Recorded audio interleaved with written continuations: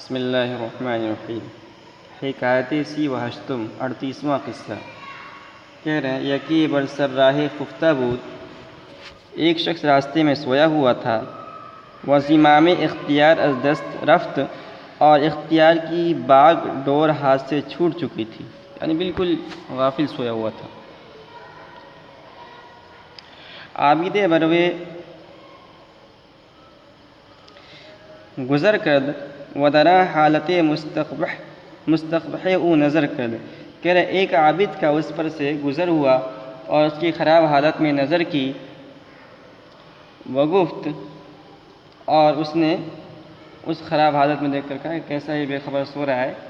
بالکل تہذیب کے خلاف۔ تو اس عابد نے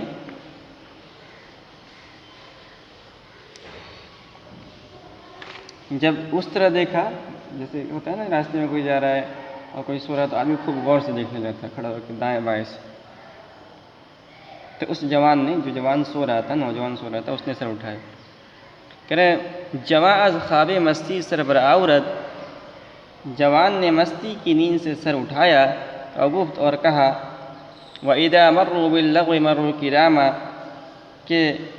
اللہ تعالیٰ نے مومنین کی صفات بیان فرمائی ہے کہ جب وہ گزرتے ہیں بیہودوں کے سامنے سے، یعنی بیہودگی پر، تو کریموں کی طرح گزر جاتے ہیں۔ یہ دراصل یہ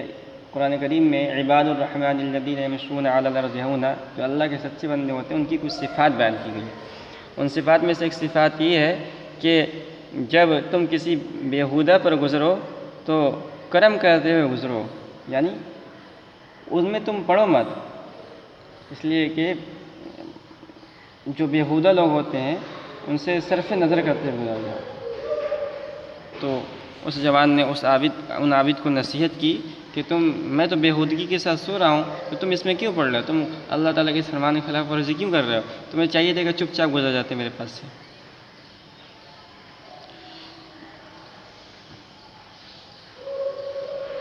اس کے بعد ایک شعر ہے جس میں یہی مضمون ہے، اذا رأیت عصیما کن ساترا وحلیما، جب تو کسی گناہگار کو دیکھے تو پردہ پوش اور بردبار بن جا، یا من یقبح عمری لم لا تمر کریما،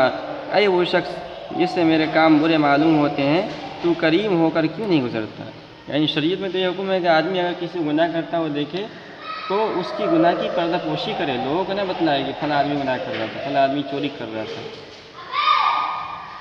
تو تم جب مجھے اس حال میں دیکھ رہے ہو، میں تو کوئی گناہ نہیں کر رہا ہوں، میں تو خلاف ادب تہذیب کام کر رہا ہوں، تو تم کو تو چپ چاپ گزر جانا چاہیے، لیکن تم میرے پیچھے پڑے ہو کے۔ میتاب اے پارسا روئی از گناہگار، اے پرہیزگار گناہوں سے منہ مت پھیر، ببخشائنگی اور روئی نظر کن،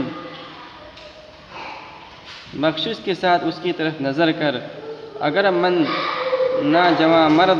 مردم بکردار، اگر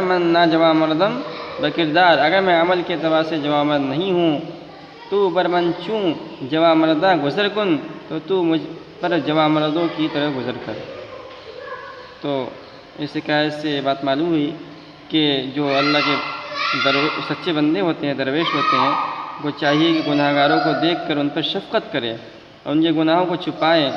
ان کو حقیر نہ جانے، اور اپنی نیکیوں کو خدا تعالیٰ کا فضل سمجھے اور ان پر اللہ تعالیٰ کا شکر بجا لائیں، اور قطعاً فخر نہ کریں، کیونکہ اس سے نیک کام سلب ہو جاتے ہیں اور عمل کی توفیق نہیں ہوتی ہے۔